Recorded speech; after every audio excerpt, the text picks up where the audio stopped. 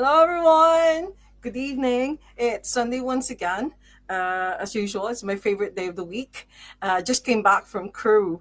There's a record fair there at the Market Hall. It's such a fantastic venue. If you're anywhere near Crew, do go there. Even if there isn't a record fair, just go and enjoy the food stalls and some shops and everything. There's actually a record shop there inside the market hall as well, so it's really really nice.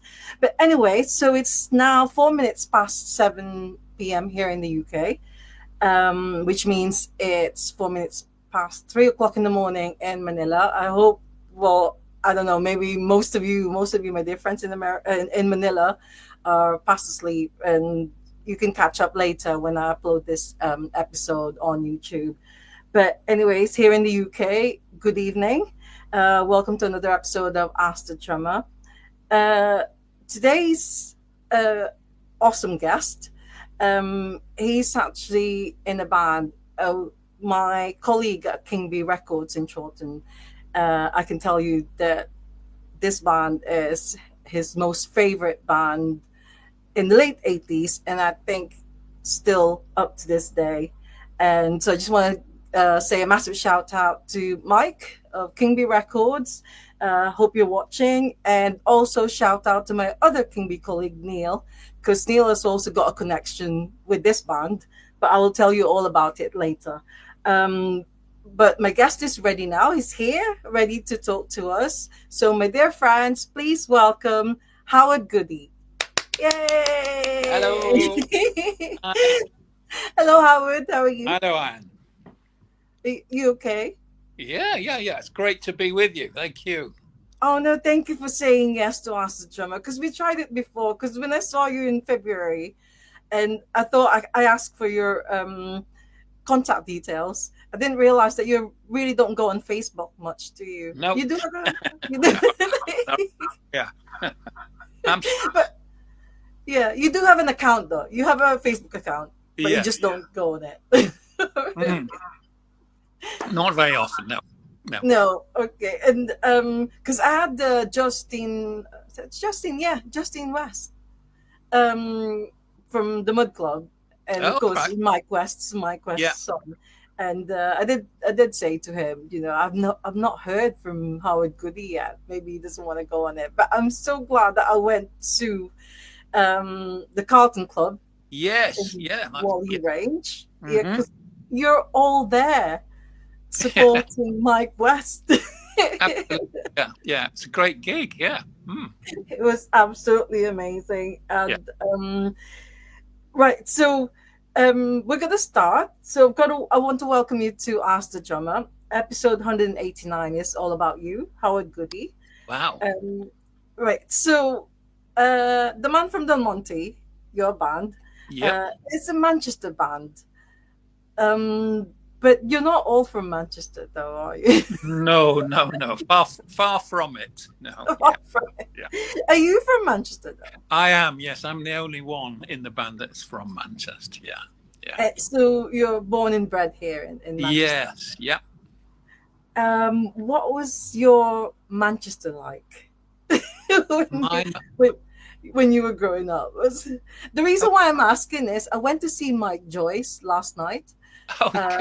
in Leeds, and he was telling us about his Manchester when he was Okay. growing up. So probably more or less the same age as Mike Joyce. So Yeah. what was it like for you? What was your Manchester like? Much like anywhere else, when I was young, pretty suburban, quite ordinary. I was born in, I grew up in kind of east of Manchester near Ashton under Lyne.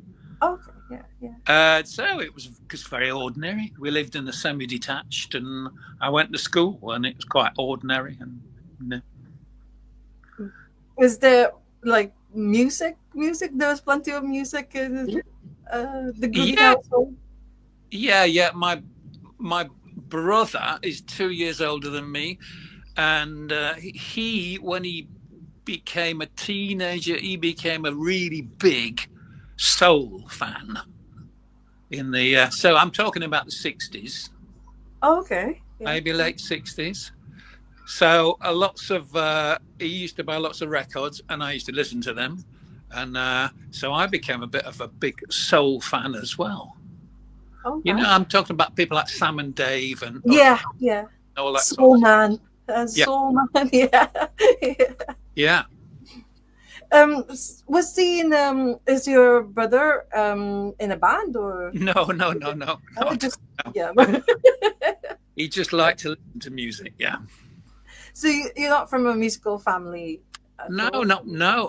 Although I have to say, I state a claim here about my father. My father really wanted to be a drummer in a band.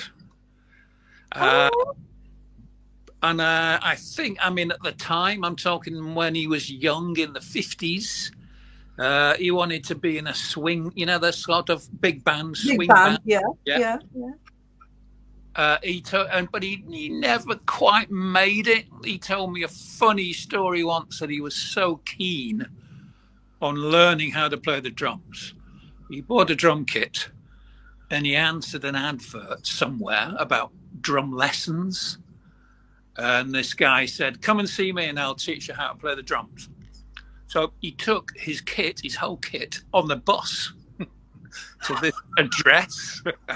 And when he got there, the guy said, "Oh, no, you should have just brought your snare. That's all I'm going to teach you.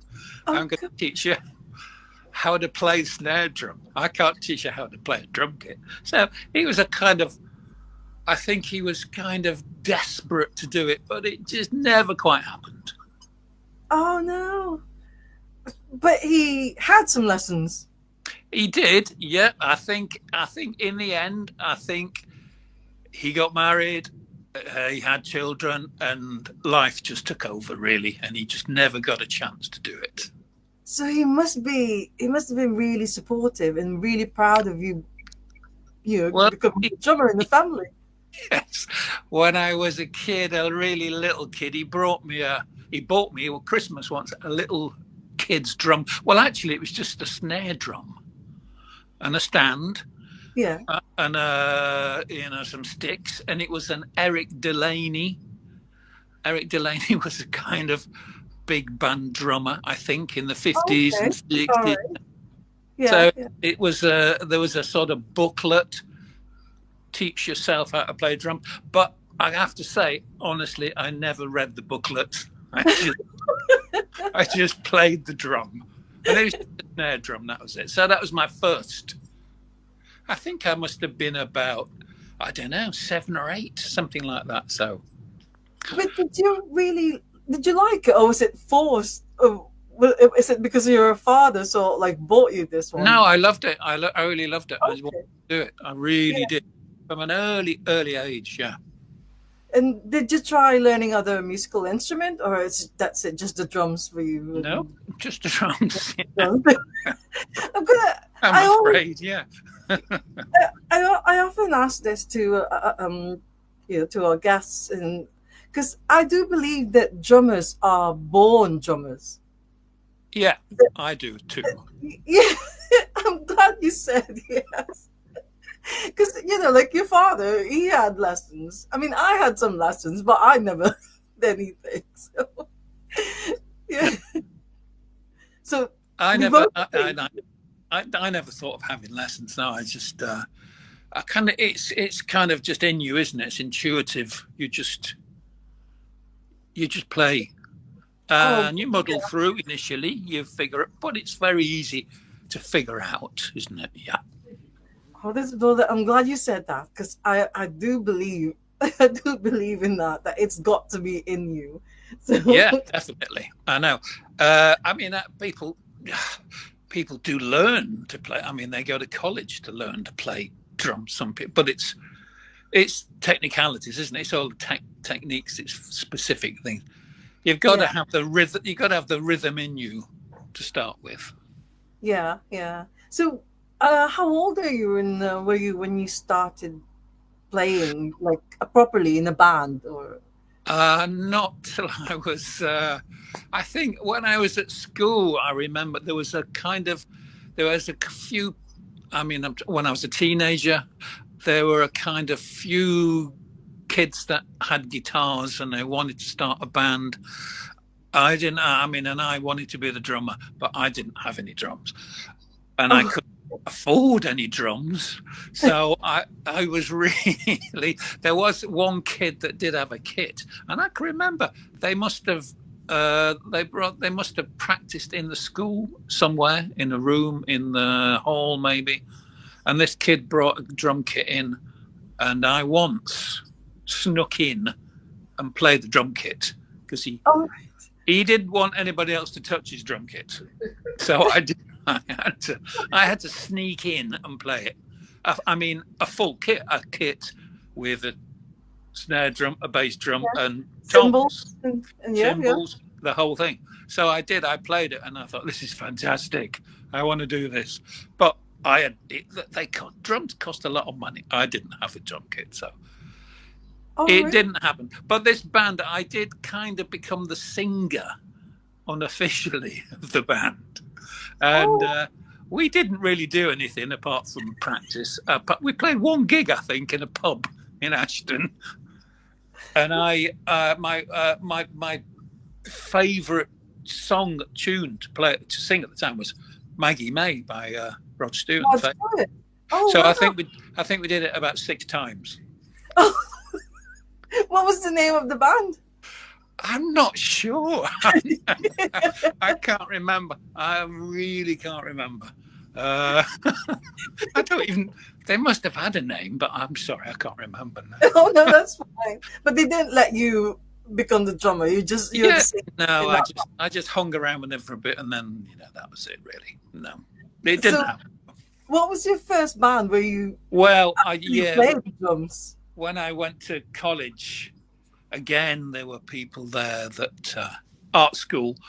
There were people there that I met who were in bands already. They'd been in bands when they were younger.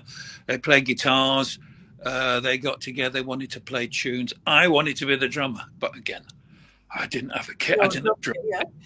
But I did manage to.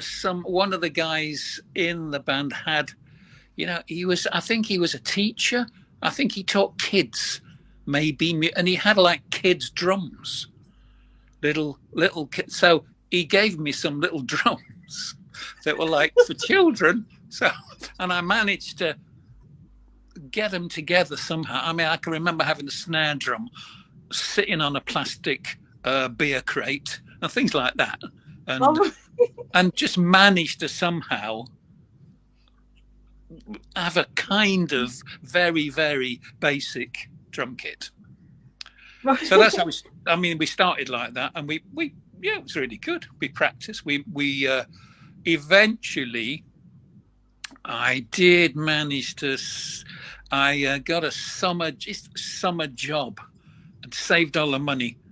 I was determined to get a drum kit, and a friend of mine who was in London, in Kingston, he said, "Come up to Kingston. There's a really great drum shop that has really great kits, second-hand kits." And I went up there, and I just had enough money. I think the whole kit cost about £35. Which was a lot of money in those days. It was a lot of money. It was the mid-70s, and it was it was a Sonor kit, and it was kind of black and yellow, a sort of strange pattern that I can't really describe. Oh. But it was a proper kit. So yeah. I took it back to the college, and the band got together and we did some proper practicing then, and we kind of formed a band that was a proper band. Yeah. And did you do your own material, or were you doing did. cover? Yeah, we did. We absolutely did. We did some covers. It was at the time when I guess we were a bit sort of. I'm not going. Well, yeah, I admit it. We were a bit prog rocky. Oh, okay. So we had we all had long hair. Yeah. But it was just about the time as well that things like pub rock became popular. And we really love bands like Dr. Feelgood and stuff like that. So we Oh, wanted to be like that. So yeah, yeah, yeah. Name of the band? Or you? the name of the band, well, it was quite obscure.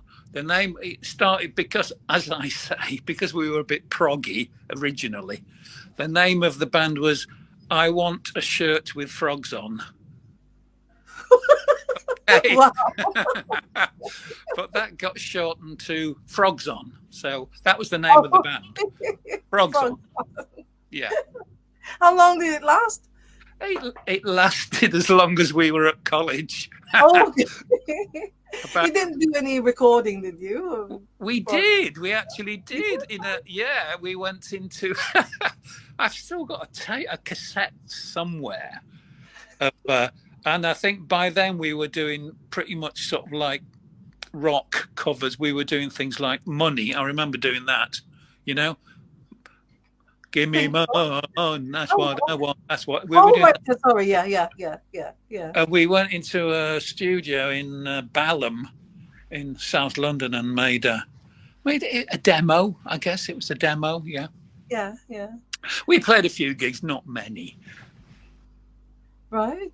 So, and do you still see your band members from Frogs On? Actually, I do. You do? I do. I do. I'm very, very friendly with two people in the band that I can. Unfortunately, one of them's gone. One of them's not alive anymore. Oh no. He was, but the other, the bass player, I was very friendly with him. We spent a lot of time together, and I kind of didn't see him for a long time. He lived in London. I lived in Manchester, but I did get together with him earlier this year after about 30 years of not seeing him. So Did you go? Was he at the gig? Was he at the man from the no, he couldn't. on the wall? He couldn't. No, he would have. He wanted to come to the London, the one at the in London, but he couldn't make it. Oh, okay. But he's a bit. He's kind of lives in the wilds of Dorset, and it's quite difficult to get anywhere from there. Anyway, but I still am in touch with at least one member. At least one of the band members. So, how many more bands were you in before the man from Delmonte? No more. No more. No. That was it. Okay. That was the extent of my ambition, I guess. I don't know. I guess I was. I don't know. I mean, I got a job. I was doing other things. I didn't really think.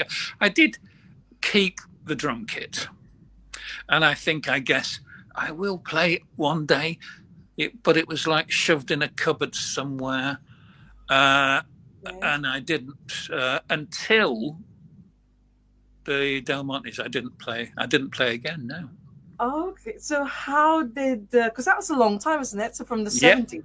Yep. So how did you form? I mean, how did the man from Delmonte come about? Well, I guess it started with Mike West coming to Manchester and wanting to write songs and be in a band, and he met Sheila Seal. Yeah. Sheila at the time was running a little art gallery in Manchester.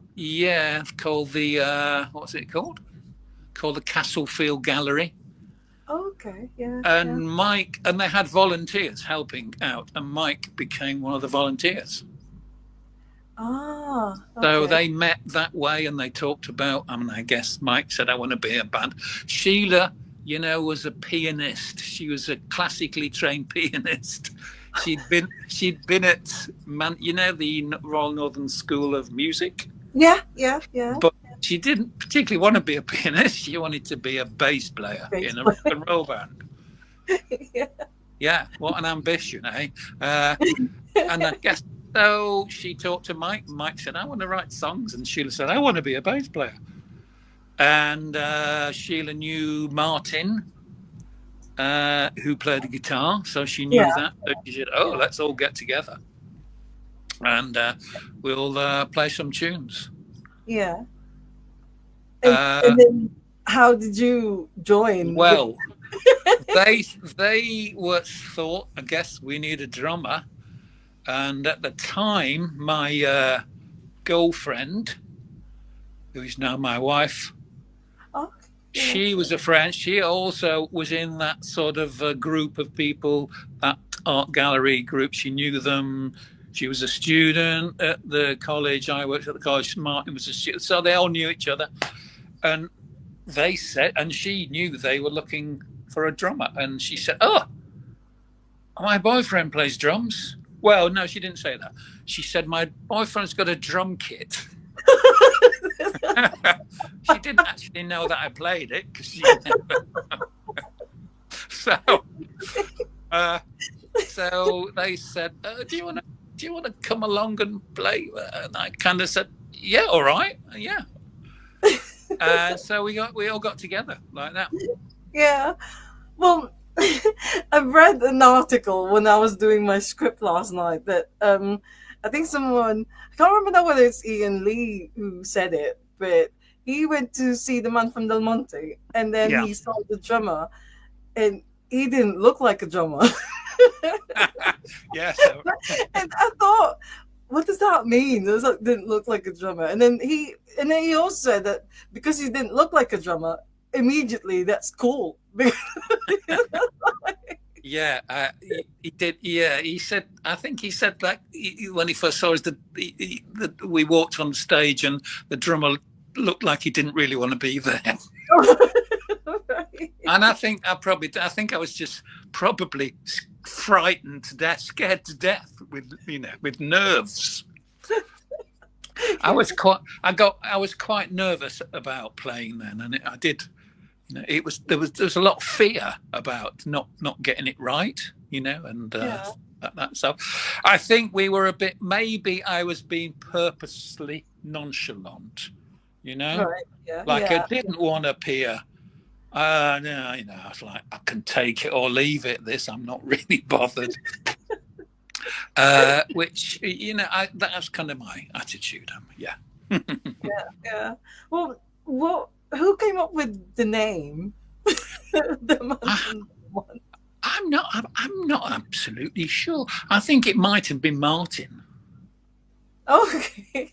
because he might have. It was like an ad An campaign. advert. You There's know, an advert. Yeah. Yeah. for fruit. Uh, we kind of thought, well, that's. I don't. I think I'm not really. I can't really remember. I don't think we were like keen on being called something like Mike Weston the something something Oh, I see. or the I don't know, or a snappy sort of indie rock name, and it just kind of we kind of thought, well, that's a bit crazy, isn't it? And it's a bit of a different name. I'm not so sure. At the time it might have it might it Well, might have been a mistake, but it was all right in the end. yeah, well, at the record fair today, because I'm actually still wearing it, but it's a bit cold. And I thought, because I normally just wear black when I do the show, and the red is just too bright for me. I was wearing a Man from Del Monte t shirt. And at the record fair, someone came up to me and they said, "Oh, the Man from Del Monte." He said, "Yes." I was That's like, it. That's "Oh, the advert. Yeah. yeah." And they just all like smiled at him.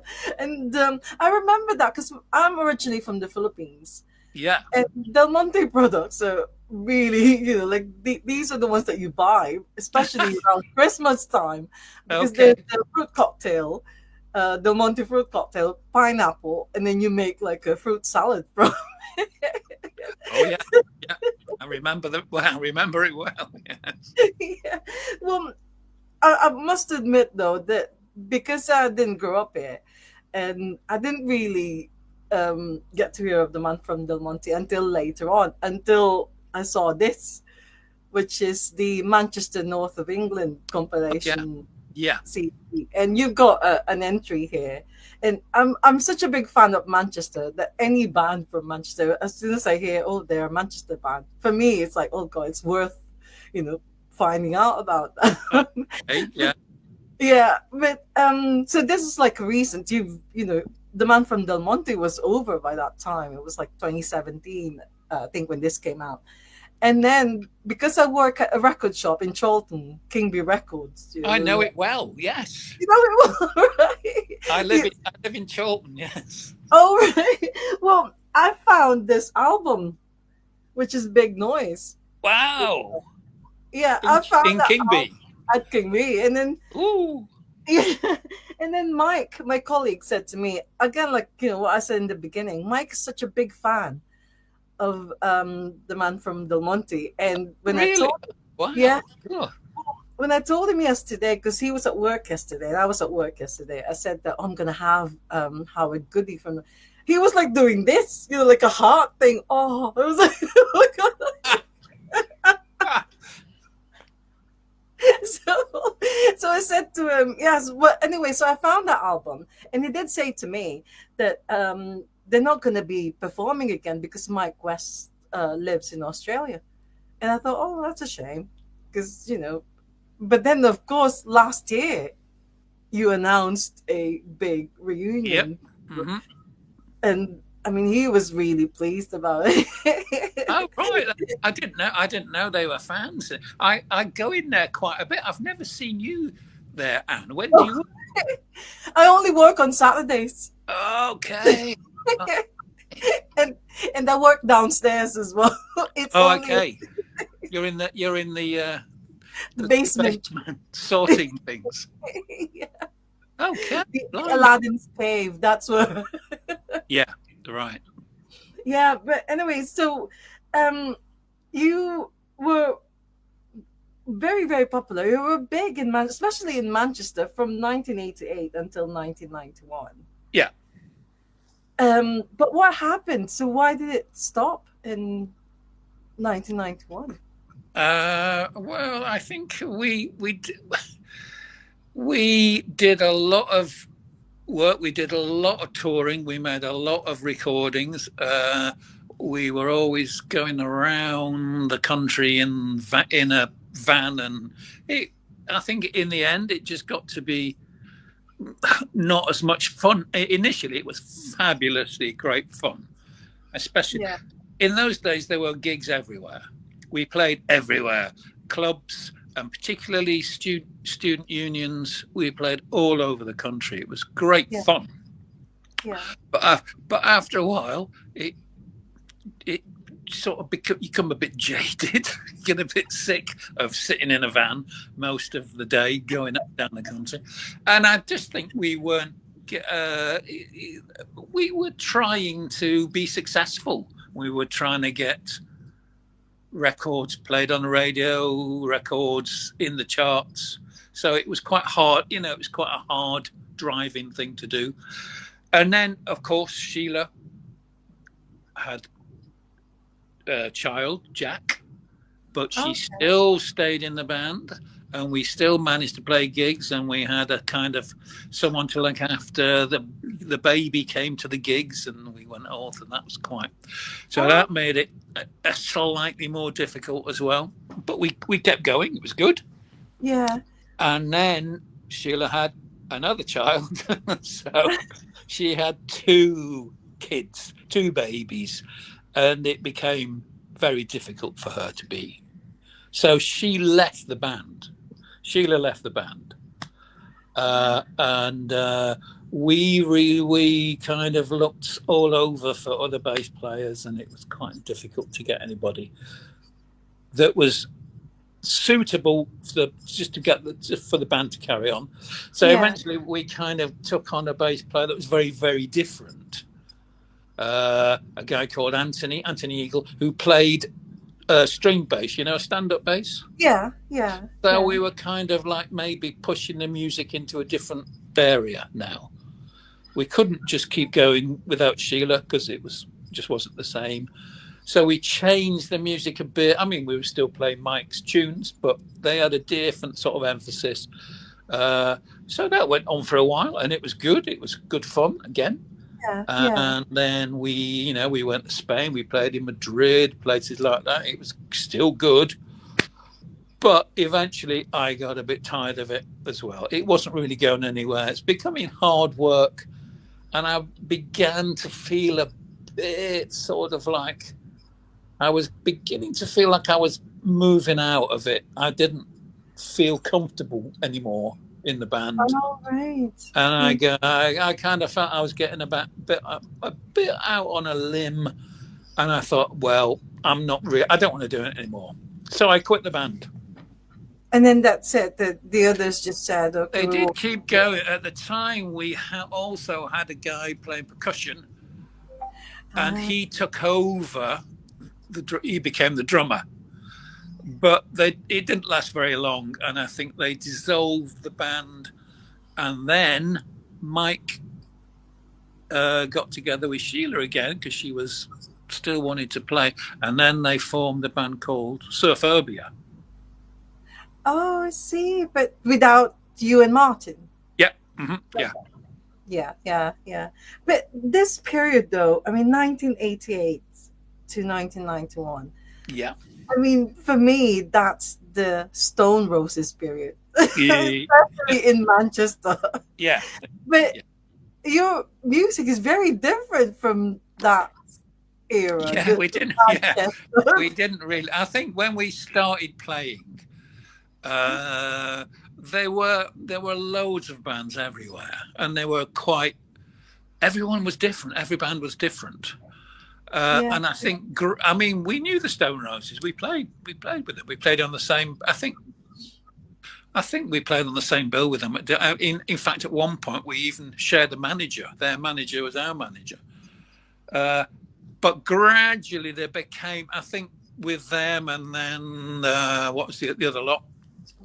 The Sean Ryder lot. Happy oh, Happy Mondays. Mondays. Yeah, Happy Mondays There inspired became to be a Yeah, kind of Manchester sound that we yeah. didn't really fit into at all, because we were still. I mean, our tunes were written by Mike, who was Mike, yeah, Australian, yeah. and they were all about his peculiar life. So they were, we didn't really fit into the.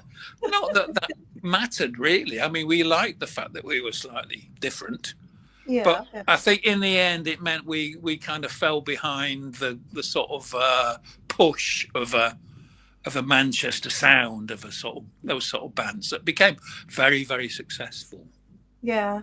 I mean, this one here, it's got everyone. I mean, the Railway Children, Ah, Milton God, yeah, Brothers, yeah, Bradford doing this. And Bradford, of course, like the yeah, famous ones like New Order and yeah, yeah. the only thing though is like I was saying this to my husband the other night that this got not every single Manchester band apart from the Smiths. And I Yeah, think it's probably due to some rights or something that they couldn't put they're too a big. They're too song. big. Yeah.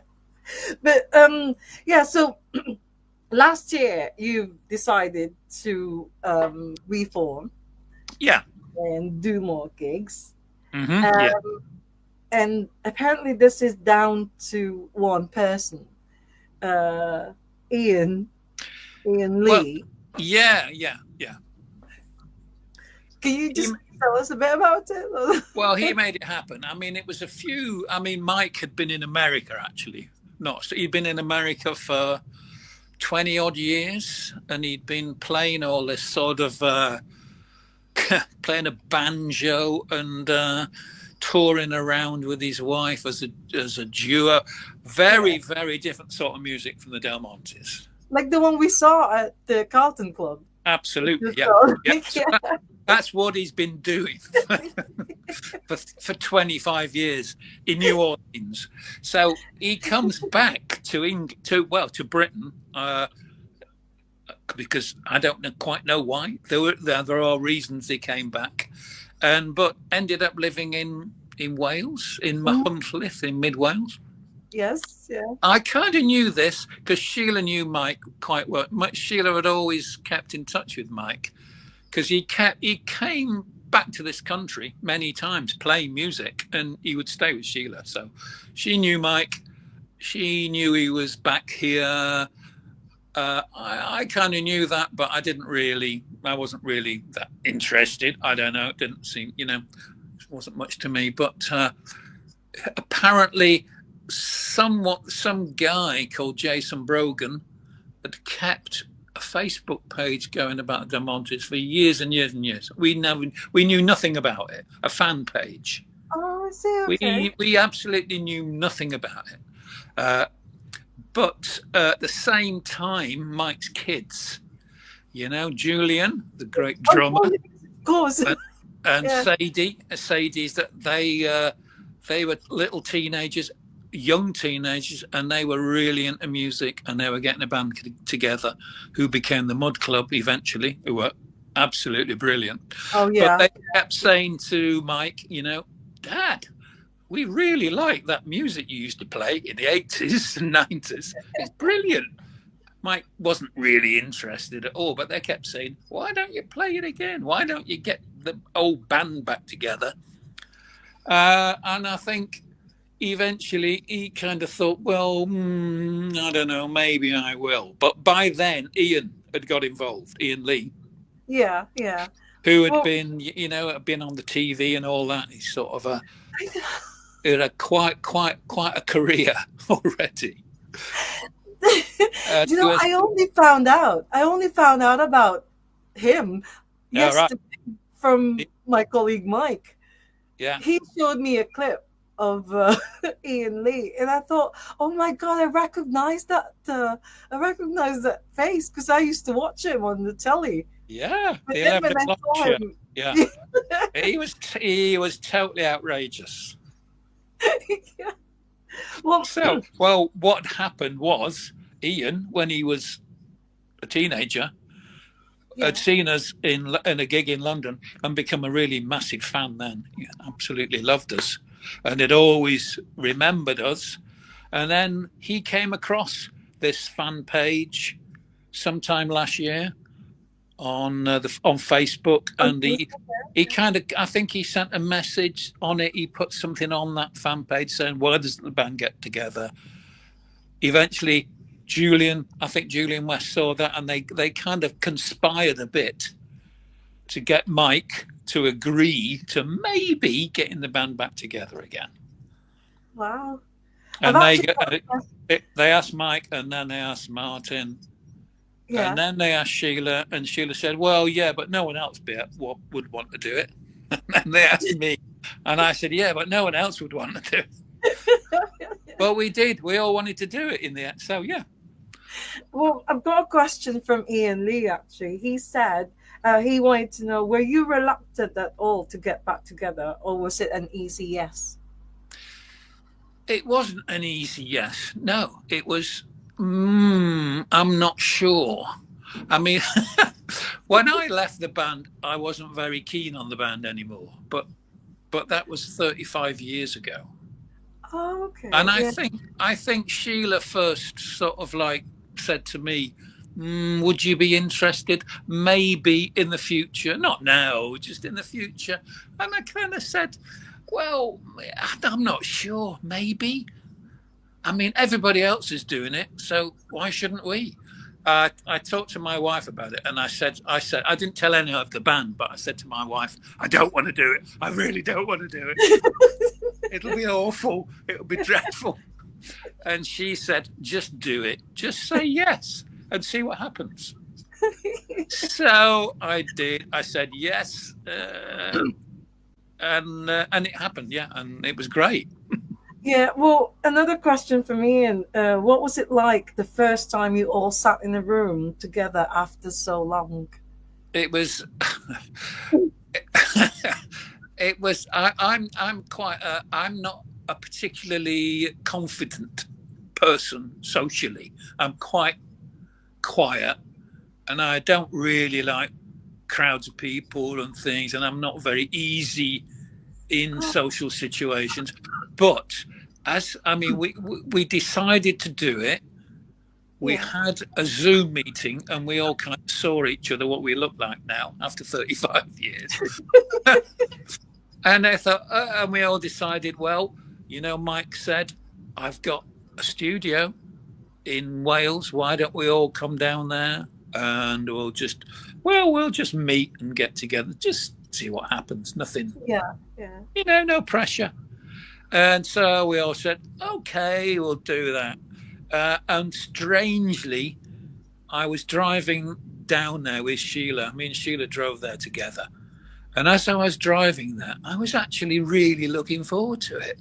I had the strangest feeling that even though it's a kind of terrifying situation for me, meeting people Yeah. and stuff, I was really looking forward to it. And when we got there and we all just met, it was like 35 years ago. It was like we'd always, it wasn't the time had gone. The time difference had completely disappeared. Yeah. Yeah. Oh, well, I think it's because you didn't fall out. You just saw like Sheila had No, babies. exactly. No. We all Yeah. just there were different reasons we stopped doing it, but Yeah. Yeah. there was no argument. There was no No. No. feeling. No. Can I just ask those 35 years? Did you play drums or were you in a band Yeah. after the man from Delmonte? Yeah. I when I left, it became quite a drag. I found just before I left the Delmontes, I didn't enjoy it anymore, and we were going round and round doing all these gigs, and it was hard work. And I was playing the drums, and it was cool. I wasn't enjoying it at the time. I knew some people, and my wife knew some people quite well. Some friends here in South Manchester who were in a country and western band. And I saw them in the street busking, and I thought, God, they're brilliant. I'd love to be in that band. It looks such fun again, such fun. Like it used to be in the Delmonte, but it kind of wasn't anymore. And they were looking for a drummer. And so I started playing in a country and western band. Oh, what's the band called? What's it The called? band were called the Lonesome and Penniless Cowboys. Oh God. Right. So we were doing, so all I did, it was such fun and such a relief because it was so easy to do. I like country and western music. I was very familiar with it. I knew the tunes they were doing. Yeah. So all I did was just sit there and play, a snare drum with brushes. It's just great fun. And it was all easy. The gigs weren't, they were just in pubs or whatever. They weren't in halls full of people, full of pressure, and it was just fun and easy, and I loved it. So I did that for quite a long time. Yes. Oh right. So you didn't stop playing drums? No, I didn't know. And then a kind of offshoot of that band, we formed another band. We met the singer from that band and met a young guy. And they became really good friends, and because they shared a sort of love of old, very, very old basic rock and roll, and people like the Everly Brothers and things like that. Yeah. They did those really good Everly Brothers harmonies together. So we formed a little band, a kind of acoustic band called the Jodrelaires, who were kind of rockabilly, kind of that sort of Americana sort of thing. Yeah. And that was even better actually. That was really good fun because the tunes, the songs were just so fabulous, and I just loved it. Yeah. And we got we even went as far as getting a string bass player and a kind of pedal steel guitarist, and did all that. Yeah. Yeah. So when you got the call to reform the Man from Delmonte, were you in the band? Were you doing? I was very, very occasionally. By then, we were just doing very odd gigs. Oh, I see. Okay. Just me and the guys, and we'd become a three-piece basically. two acoustic guitars and the Oh, drums.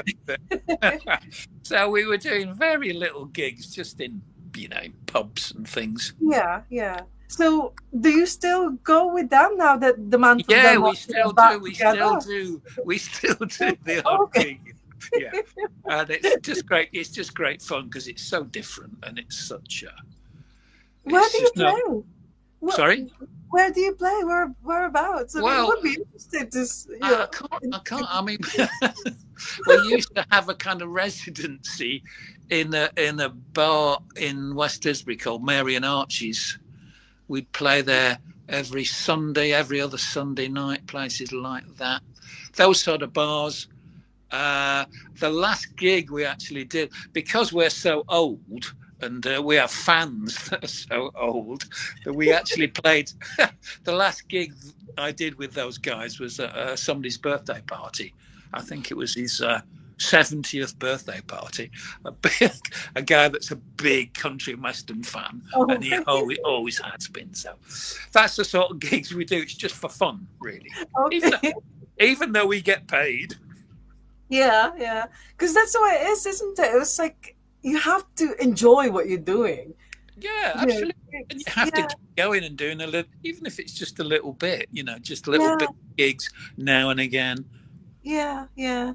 It's like what Mike Joy said last night. It doesn't matter whether it's only playing to 5 people or 5,000 people or 50,000 people. As long as you're enjoying it, it doesn't really matter. Absolutely, yeah. It's all that the music I did with those guys is always just really good fun.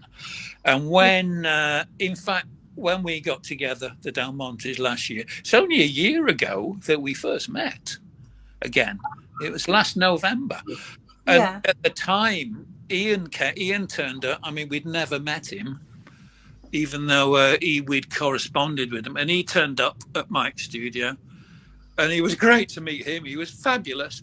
And he said, "Look, it's whatever you do, because we were just going to do maybe one reunion gig. That was the idea, just a little." Yeah, yeah. It was going to be eventually. It was going to be at the Night and Day Cafe on Oldham Street in Manchester. Oh, yeah, That was yeah. just one gig. So he said, "Look, it'll just be fun, and only do it if it's fun. And if it's not fun, don't do it." So it always has been fun so far. So Yeah, that's we're yeah. still doing it. Yeah, But you're back for good. You're yeah, definitely yeah. because you've got a new album out. It's out Yep. now, isn't it? Officially out now. It's I don't think it's not officially out till Oh, it's still fine. mid-November. You go on. That's good. Yeah, I've got one. Yeah. Yeah. But okay, so it's not officially out. And I believe that you're gonna be doing album signing and Yes, also doing an in-store session at that's right. Real Around the Fountains in Stratford, isn't it? Yep. It's in Stratford. That's it. You're on the 15th of November. Yeah. Yeah.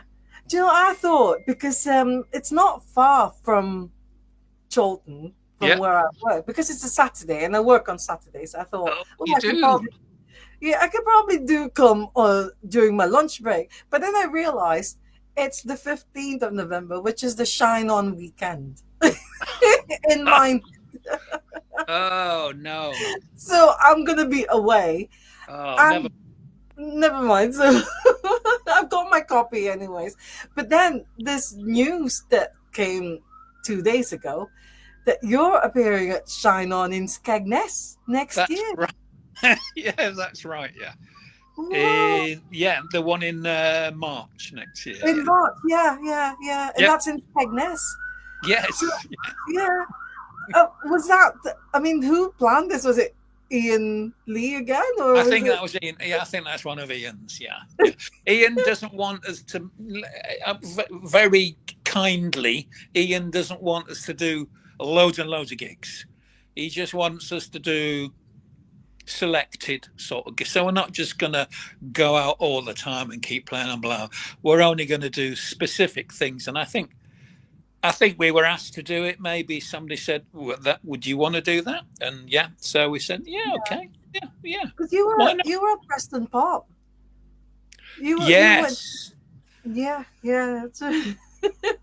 In the I can't remember what the venue was. What was the venue called? Well, you weren't at the Continental. You were at is it Blitz? Were you at The Blitz? Blitz. That was Yeah, it. Yeah. Yeah. yeah. Well, how was it? I missed that one. I Well, actually went. I missed that one because my friend came and we went to see Echo and the Bunnymen at the all Police right. Hall in Halifax. You had a So, better option, didn't you? Yeah. so, so that day, because I was there on a Friday and I was there on a Sunday, but not the Saturday one, and that's when. I think we played Saturday. Yeah. Yeah. Yeah, yeah. And Bradford played on a They Saturday. were on the same night. Yeah, that's right. Yeah. And Yeah. what else was on? I can't remember. Were the Railway Children on? Something like that, I think. I can't remember Well, quite. Yeah. no. Well, did you enjoy that one? Did you Oh, enjoy the yeah, first? that was a bit like a blast from the past because it was a small club, very, Yeah, all black, painted black inside. It was all a bit chaotic and it was good fun. It was great. Yeah. yeah. Well, one thing when I saw you at the Band on the Wall, that was your first ever gig. That Big was, band. well, The we had, second? that was the first proper, we did do a sort of informal free gig in Wales. Oh, I see. Okay. But But yeah, it was in a little sort of like a village hall. It was really good near where where Mike's studio is. So yeah, yeah, we just thought, well, why don't we do a free gig just for the local bit, see if anybody comes, and they did. Enough people came just to try it out, just to see if we could still do it. Because we'd been rehearsing, but it wasn't rehearsing. Isn't like playing properly. So, but the band yeah. on the wall was the first proper gig. Yeah. And I have to say this because the first thing I noticed when I got to the venue, Mike West was like everywhere. He's he's greeting people, the fans, Yeah. and he's very hands on because he was also doing things on the stage, like checking, like Yeah. technical things, like checking the guitar and I thought, God, is this the singer of the Man from Delmonte? Because normally you go to a gig and you don't see the band members until they're ready to come on stage. Yeah. But Yeah. with Mike West, he's doing the like introduction, saying hello to the fans, and greeting people. Yeah. He, he's extremely unprofessional. Yeah. And I thought, oh wow! I mean, I just thought this is unusual. And then I've also realized that now that I know who Ian Lee is, Yeah.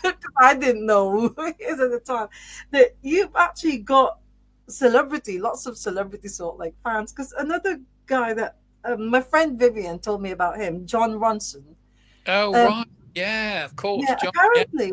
Yeah. apparently he flew all the way from America just to introduce the band at that Yes. gig. Yeah. He did. He did manage to fit in few TV shows as well at the same time. Wow. But he did. He did say. I mean, I give him massive credit, John. He did the day after the band on the wall. He was on a sort of TV show, daytime TV show thing, and he did actually say the only reason I'm here is to come and introduce the band from Delmonte last night. So it's absolutely brilliant. Yeah. That's fantastic. Yeah. Absolutely. Yes. Yeah. No, that I mean, I felt like because, like I said earlier, I didn't really know about the Man from Del Monte until I came here, and that was already, the Man from Del Monte were already finished by that time. But I felt like I gate crashed a private party when I was at the front, but everybody seemed to know everybody, and they're Yeah. really having a great time. And then, of course, when most of them went on stage. Now Right. I've seen a photo from this was from like 80, I think 88, 89 or something. That people were also on stage. Yeah, So yeah, that happened a lot. Yeah, is yeah. this a normal thing for the man from Delmonte sort of like gig? It was then. Yeah, it was. uh, it was all a bit chaotic, and yeah, it did happen quite a lot then in the old days. So I think just for that one number at the band on the wall, I think Ian did it. He started it, and he said, "Let's get everybody on stage." And they were so well behaved. Everybody that got on stage dancing. In the past, it turned into chaos sometimes, but everybody was so well behaved Oh, and careful not to knock anything over. So it was really good. It was great. It was great fun. Yeah. oh, I've got to ask you this. I got reminded when you said that they were well behaved and everything. When the Mud Club played, I think Yeah. after the second song, Julian Julian broke, or what's it called, the bass drum. Yeah. We don't know how that. Yeah. And I thought, oh dear. I mean, the main act hasn't even been on yet, and the drum was already. Well, luckily he fixed it. Yeah, he's an extremely good drummer, Julian, but he doesn't half hit it hard. I tell you. That's because he's very young. He's just a kid. He's just a teenager. I'm very old. I tend to play a bit, with a bit of reserve. Well, it's good that it's actually his own drum kit. It is. It's great. Yeah. Because I did ask him about it. I thought, oh dear. I mean, I thought it was your drum kit. Well, this is one of the things I have to admit, and I'm really afraid to admit that when we got together and Mike said, "Oh, okay, you're going to come to the studio and play," and I said, "Yeah, but I don't have a drum kit." And he said, "Oh, don't worry, we've got a drum kit. My son Julian's got a drum kit." So I don't have a drum kit now. I'm so lucky that I play Julian West's drum kit, and he's my drum tech. He comes along and sets it up. It's an absolute dream. Well, they're big fans of their dad's band. Yes, they are. Yeah, they're great. Yeah, they're fabulous kids. Yeah. Well, let's talk about, because it's really coming up to an hour now. Let's talk about your gig, Christmas gig at the Ritz, Oh yeah. Mm-hmm. Manchester. Are you really looking forward to it? Yeah, that should be terrific. Yeah, Ritz, blimey. Yeah, that's a big gig. Yeah. Did you play the Ritz when? Yeah, I think we did. I seem to remember. I think we played with James there at one point. Supported James. Yeah.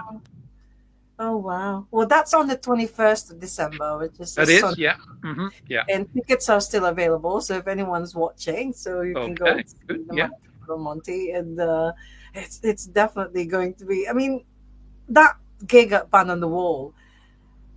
I mean, the number of times I've heard people saying that took me back to my teenage years. It's like everyone was saying that they felt like teenagers again, and it was.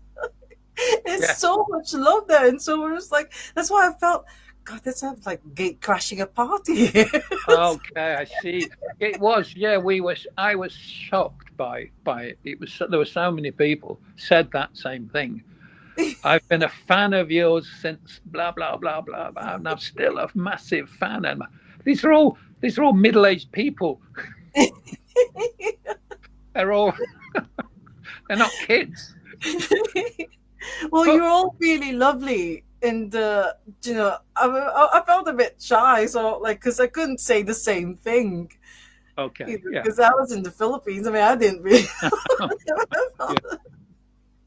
But you're all really, really nice and friendly, and I had photos with all of you and everything. So what's, because you said before that you're a bit, when it comes to meeting people, you're a bit socially awkward or something. Mm-hmm. So how do you feel about fans coming to you and asking for your photograph? And I absolutely love it. It's fantastic.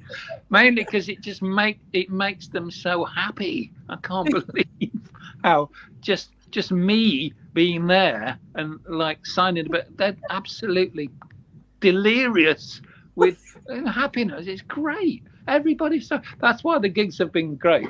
The audience, I mean, that's why it's been great. I Yeah, mean, we're just the band. It's the audience that make the gigs. They're fantastic. yeah. That's true. I mean, I didn't go to the other ones, but I do believe because Mike, my colleague at King B, he went to the academy, Yeah. Okay. Yeah, that and was good. Yeah. yeah, I don't think there was a stage invasion at the No, academy. there wasn't. It's Too far, I impossible. think. No, at the academy they have like a big barrier at the front. Oh, Then security. They don't allow it. okay. Well, that's why. Yeah, I said to him, "You missed the one at Band on the Wall," but that gig actually sold out. The tickets sold out in like minutes. Yeah. Because I didn't get mine until nearer the time, and I have Yeah. to thank someone from the Facebook group. I've forgotten his name now, but he couldn't make it. So I saw his post, and then I messaged him, and luckily I got a ticket for. Yeah. Well, it was quite a shock to us that it sold out. So. Yeah, yeah, Yeah, well, we were oh, wow, yeah, we were stunned actually, yeah, yeah. pleasantly stunned, yeah. Well, I'm definitely gonna see you in December, and also Shine On because I do go to Shine On Great. often. I like Yeah. going, and Skegness is brilliant. They had it. They had one in March, and it's Yeah. absolutely amazing. So, right. So this one, Better Things, Yeah. album launch and signing, and there's an in-store, right? You'll Yeah. be performing. You'll be playing, yeah, sure, yeah. Yeah. Okay, and that's at Real around the fountain Yeah. in Stratford, and I think they've got a new shop. It's not the old Yeah, shop it's not open yet. No, it will open just in time for that. Yeah. for this one, and Yeah. then after that, so that's 15th of November, and Yep. then the Christmas gig is on the 21st of December, the Yep. Sunday, and then Shine On in Skegness. Yeah. That's in March. So, any other planned like gigs for next year to Well, promote no, the nothing. There's nothing planned yet. I mean, we're going to see how the album, what happens with the album. If people like it, we'll. They want us to play, we'll play. I think we've got something going in Bolton at some album? point. That's about. I don't know what actually. I know that someone at the football club in Bolton, they played the single over the over the tannoy Oh, I at the see. match before the match. So Yeah, yeah. we've got some link with Bolton. I'm not sure who or Oh, what, okay. but Oh, we speaking will be playing. Yeah, we'll be playing more next year. Yeah, it's just not yeah. sort. Well, talking about links, I said earlier that the link between my other colleague Neil Yeah, and the man from Delmonte, well, it's Ian Lee. When he did this, I think it's quiz show called Mental. right. So I saw a clip of that yesterday at work, and my Oh dear. colleague Yeah. Neil was on that show. Oh really? It was, What? God, my God. I know. It was like, oh my god, these people were on the television. So I think next time I see Ian Lee in December, I'm gonna ask him for a photo.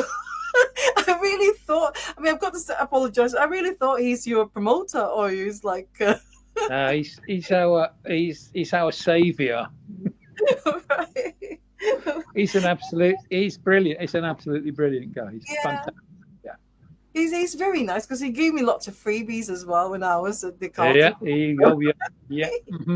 Yeah. Right. So before I let you go, I've got four more questions that I regularly ask the Okay. guests. So first one, I know you say that you're quite so like when you play drums, you're a bit mellow and mild. Do you ever twirl? No, I can't. I tried. I can't do it. I wish I could. I even watched like a video, someone teaching you how to do it, but I still couldn't do it. No. No, it's not something I'm that gonna you keep. want. I'm gonna keep trying.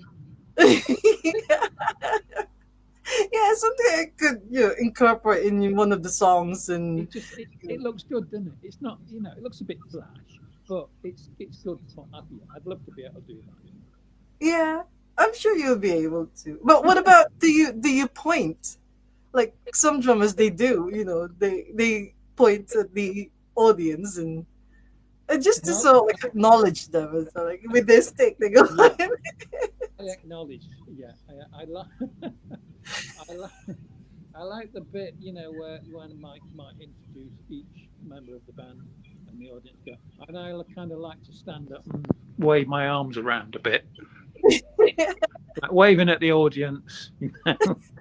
Thank you, but nothing, nothing more than that. I don't want to be, I don't want to look like a fool at my age. Well, next question. What about drumming heroes? Do you have any? Oh, blimey. No, I don't know.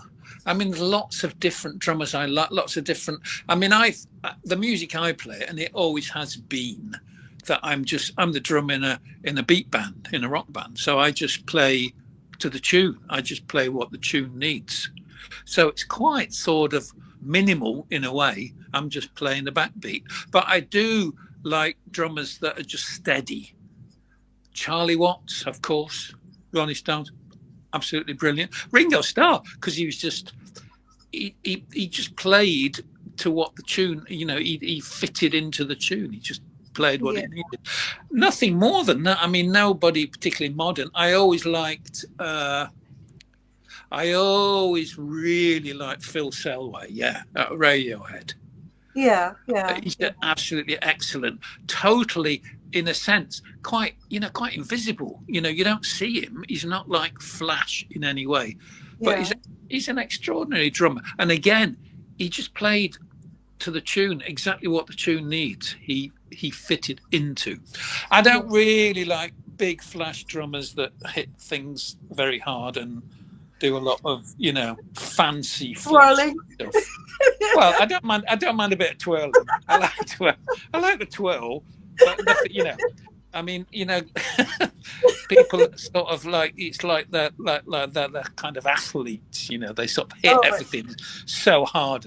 I don't like drums. You never hear me doing a drum solo. No way. I don't do things like that. Oh no! Don't you think that I just I've seen someone play a drum solo at a gig, and I thought that night that I think at a gig every drummer should be given a drum solo. You'll have That's the whole you'll have difference. to have a word with Mike West. Tell Mike because a drum solo hasn't really fitted into any tune we've done yet. I mean, maybe it will. Maybe it will. Yeah, but it'll be quite a modest solo. It'll be nothing too. What about it? Because like I said, around that time it was the Stone Roses. What about Rennie? Yeah, Are you do you like Rennie's style? Because he's Yeah, like, he was just a kind of steady drummer. I just like, yeah. I mean, his kit was yeah, really basic. He had a kind of bass drum and a snare drum. That was about it for most of the yeah, time, and it was just a basic beat. Yeah, which is what the music needed. That was it. Yeah. yeah, yeah. Oh, boy. Mike Joyce. I mean, you were talking about Mike. Yeah, he was a great drummer. The Smiths were great. He was a Yeah, great drummer. oh, yeah, yeah. He really contributed to the songs. I think he was a great drummer. Yeah, absolutely. Yeah. Oh, it's brilliant. Yeah, yeah. Well, next question is, what about all these years that you've been playing drums? Have you ever had any drumming disaster or drumming accidents? I can't, no, I can't think of any. I did. I did fall off the drum stool once. Oh, where? I can't remember. It was at a gig somewhere. I think it was. It was quite. I think the drum stool actually collapsed.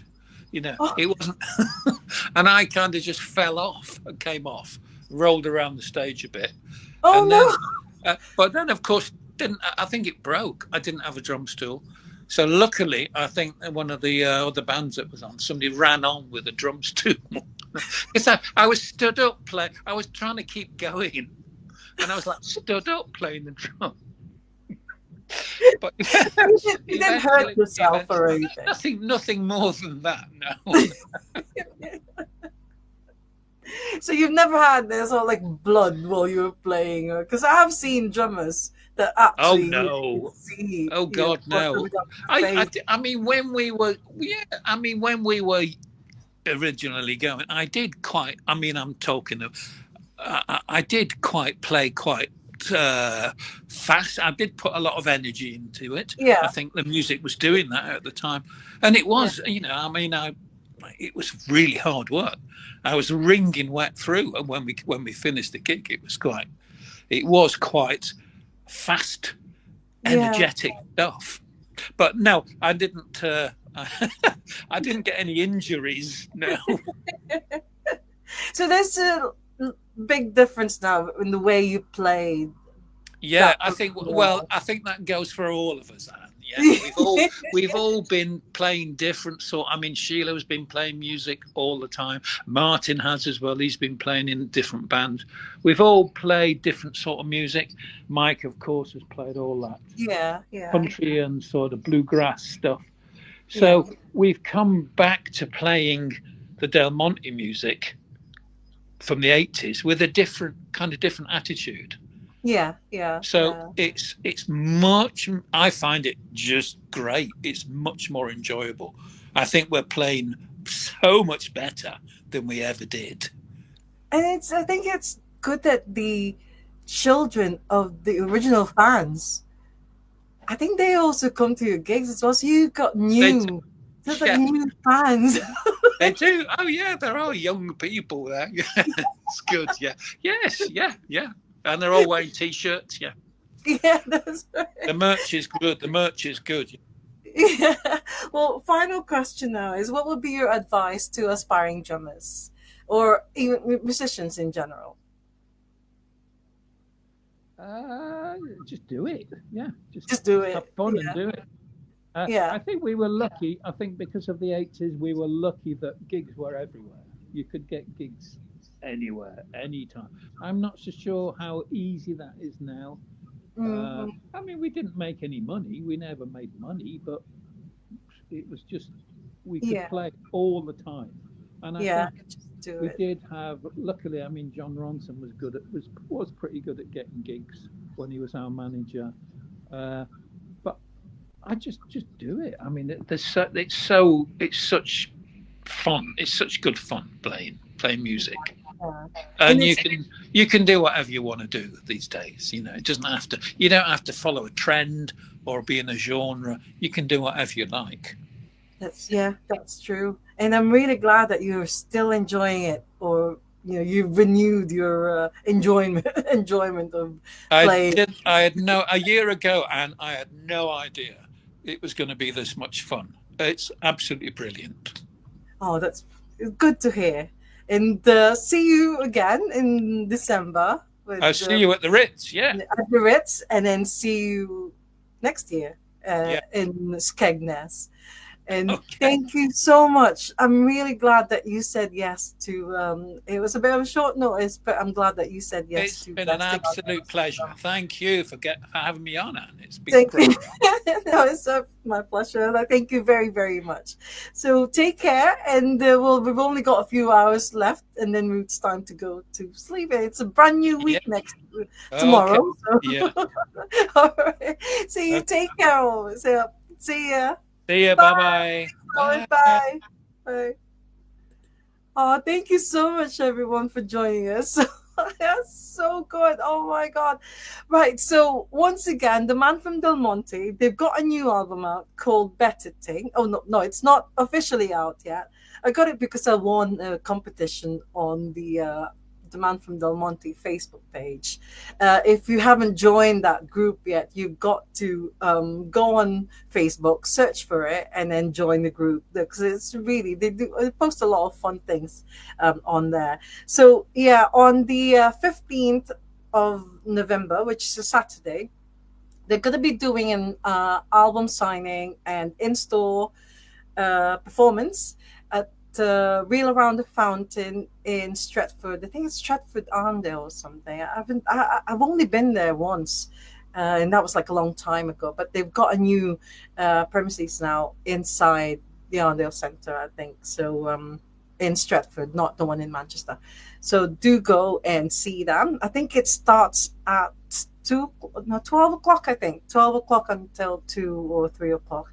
And then if you can't make that one on the 15th, tickets are still on sale for their Christmas gig on the 21st of December at the Ritz in Manchester. So yeah, you still have a chance to buy the ticket. So just Google it and then get your ticket for the Man from Delmonte gig. And then after that, next year, I was really pleased when I saw their name on the Shine On lineup for next March in Skegness. So that's another one. That's what I was wearing. I was actually wearing the Man from Del Monte t-shirt, this red one here. That's the Man from Del Monte. But then I thought, I normally wear, I mean, it's too bright. I mean, I was looking at my face. I asked why it's really white. So, but anyways, so I normally just wear black. So I thought, oh, they're playing at Shine On in Skegness. So I thought I'll wear this Shine On. And it's cold as well. It's not t-shirt weather anymore. So that's why I've got this jumper. Um, right. So that's it for me. Thank you so much, Howard Goody from the Man from Del Monte. I'm really glad that he said yes to doing the show. Also, before I go, Mike Joyce has started his book tour. He's got a new book out. It's called Mike Joyce, The Drums, Life in the Smiths, or something like that. I actually didn't manage to get a copy yesterday because they run out. The place was so packed. Everyone loved Mike Joyce. I think people bought more than one copy of his book. But anyways, I'm gonna go and see him again in Manchester next Thursday, this coming Thursday. So hopefully I can get a copy from there. But yes, do check out the Mike Joyce book tour. He's doing, I think, 9 dates up and down the country. So if you get a chance to see him, please do. He's absolutely amazing. I mean, drummers are, can I say? I mean, I love drummers. They're just so good. Right. So that's it for me for this week. Thanks again, Howard Goody. As always, love music, love life, love drummers. I always say this, but they are amazing. So hope to see you again next week. Do keep an eye out for the guest announcement post. I think it's going to be an early one next week. Right, that's it. Good night from me, and to my friends in Manila. Good morning. Brand new week for you, but not for. We're going to be going to sleep first before it's a brand new week. But anyways, yeah, that's it. Bye for now. Thank you so much, everyone. Bye for now. Bye.